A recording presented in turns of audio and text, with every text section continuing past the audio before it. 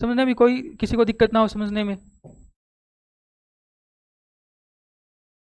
Gender classify करना है तो पहले दो चीजों में क्लासिफाई करो, एक तो लिविंग और नॉन लिविंग। साथ साथ उतारते जाओ इनको, साथ साथ लिखते जाओ कॉपी में।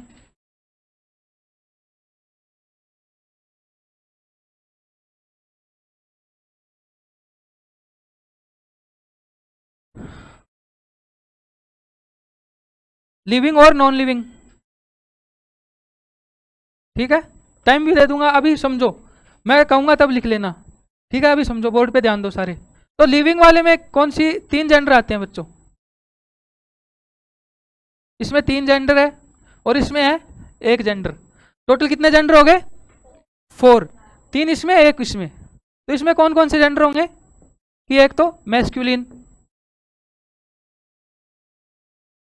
फिर फेमिनिन और फिर कॉमन जेंडर।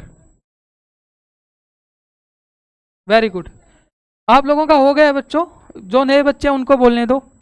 और नॉन लिविंग में होता है न्यूट्रल जेंडर, ठीक है। तो लिविंग और नॉन लिविंग, लिविंग में मैस्कुलिन क्या होता है? नेम ऑफ मेल एनिमल, ये होता है मेल एनिमल, ये है फीमेल एनिमल।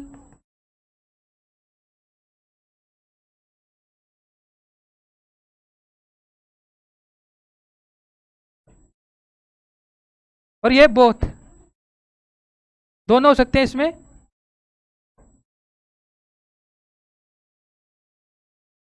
इधर मेल और फीमेल एनिमल। और न्यूट्रल यानी non living things, things without life.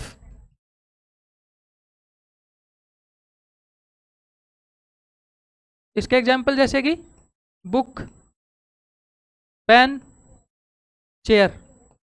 ये उतारो, अभी साथ साथ में समझाता हूं, या समझ लो 1 मिनट बाद में लिखना। अब समझो कि लिविंग वाले में जो मैस्कुलिन जेंडर क्या होता है? मेल एनिमल का नाम हो, यानी कि कोई भी मेल एनिमल, जैसे लायन और ओक्स वगैरह, ओक्स हो गया। और जो ह्यूमन का कोई भी नाम होगा, बायोलॉजी में जो क्लासिफिकेशन होता है तो उसमें ह्यूमन भी क्या आते हैं? एनिमल किंगडम में आते हैं। तो कोई भी नाम, जैसे राम, श्याम, आपका कोई भी लड़के का नाम, इस तरह से मेल एनिमल कोई भी हो वो आएगा मैस्कुलिन जेंडर में। और फेमिनिन जेंडर में कोई भी लड़की का नाम आएगा। और क्या आएगा उसमें? जैसे कि कॉक्स, हैंसपेरो आ जाएगा, लायनेस आ जाएगा, काउ आ जाएगा। इस तरह से जो फीमेल नेम होगा, जो फीमेल नेम होता है, फीमेल एनिमल होता है, वो किस में आएगा? फेमिनिन जेंडर में। तो जैसे कि आप लोगों के समझने के हिसाब से कि लड़का किस में आएगा? मैस्कुलिन में, मेल एनिमल है। और फेमिनाइन में कौन सा लड़की किस में आएगी? फेमिनाइन में। और कॉमन में बोथ कौन से हो सकते हैं? जैसे पेरेंट्स, माता या पिता। तो ये कॉमन जेंडर हो गया। फ्रेंड, आपके जैसे लड़कियां लड़कियां आपस में दोस्त है, लड़के लड़के आपस में दोस्त है, तो कोई फ्रेंड से या तो लड़के जो आपस में दोस्त है या लड़कियां जो आपस में दोस्त है वो भी हो सकते हैं। या फिर इसके एग्जाम्पल अभी लिखवाता हूं मैं, पहले इतना लिखना, अभी समझो समझो। फिर क्या हो गया? जैसे सर्वेंट हो गया, नौकर हो या नौकरानी हो। इस तरह से पीपल हो गया कि व्यक्ति कोई भी हो सकता है, या तो मेल हो या फिर फीमेल हो, ठीक है, समझ पा रहे हो। जैसे ऑर्फन, ऑर्फन यानी अनाथ, अनाथ कोई भी बच्चा हो सकता है, लड़का या लड़की। इस तरह से ऐसे एग्जाम्पल किस में आ जाते हैं? कॉमन जेंडर में, कि इधर मेल और फीमेल, यानी कि इसमें से कोई भी कंडीशन नोटरी हो जाएगी, या तो मेल हो या फीमेल हो, वो कॉमन जेंडर में आ जाता है।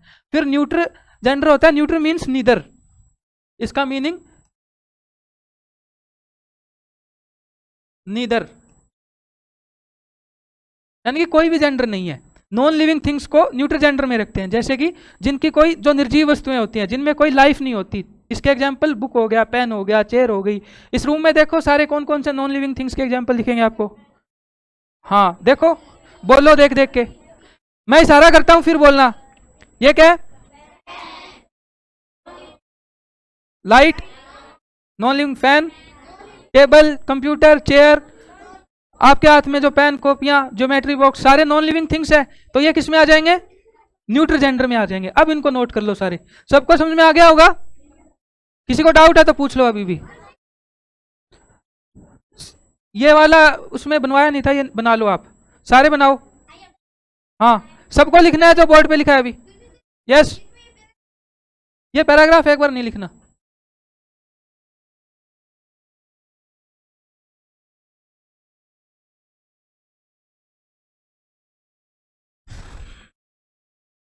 किसी को भी डाउट है?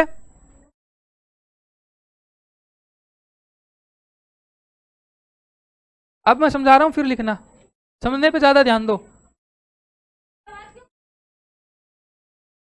पीछे तक दिख रहा है सबको क्या?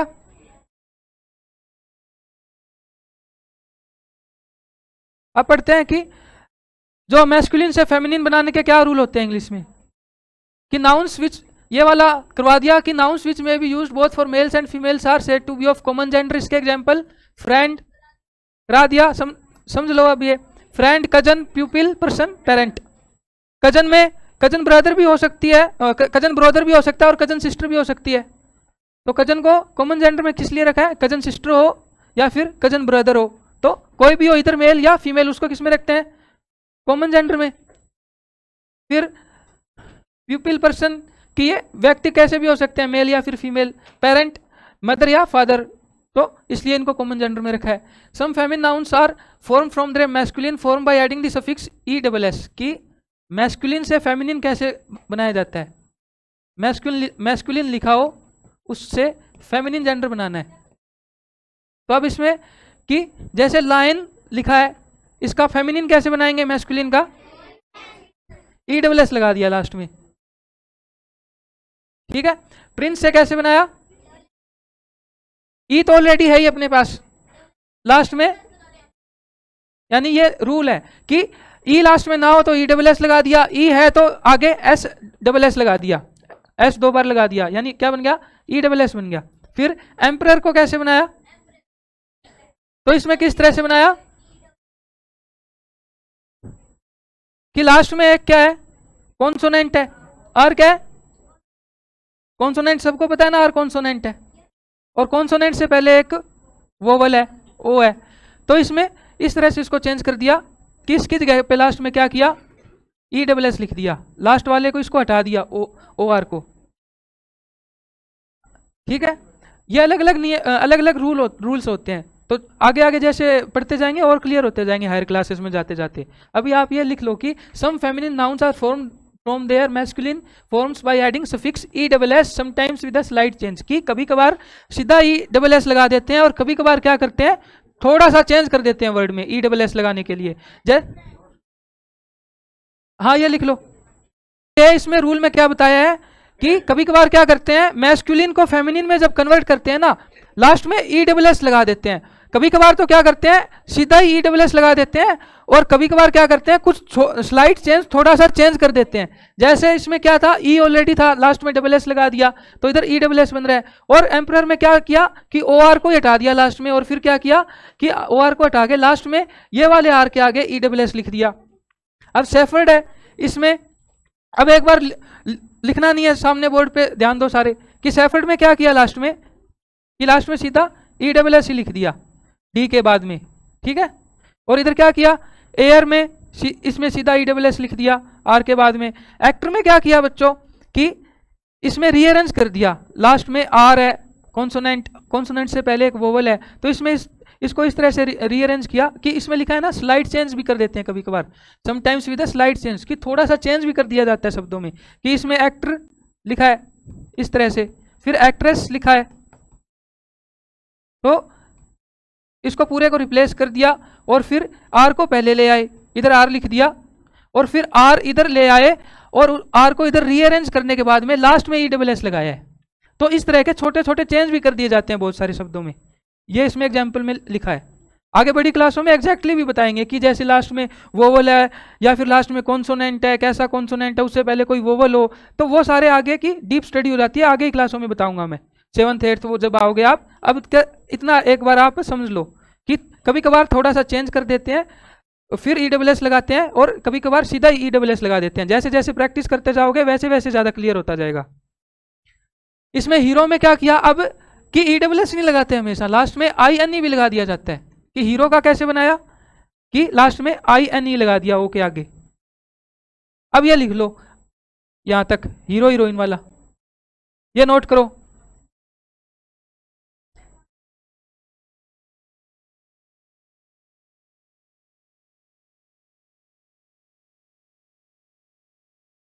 ये तो सामने पिक्चर देख के पता लग रहा है कौन सा जेंडर है। मैस्कुलिन, हाँ ये लिख लो। फेमिनिन, तो इस तरह से पिक्चर से भी आपको आइडिया हो जाना चाहिए।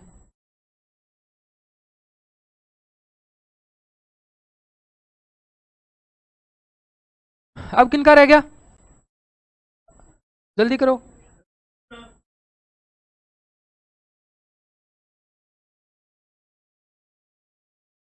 I have done my work sir, ठीक है बोलो तो।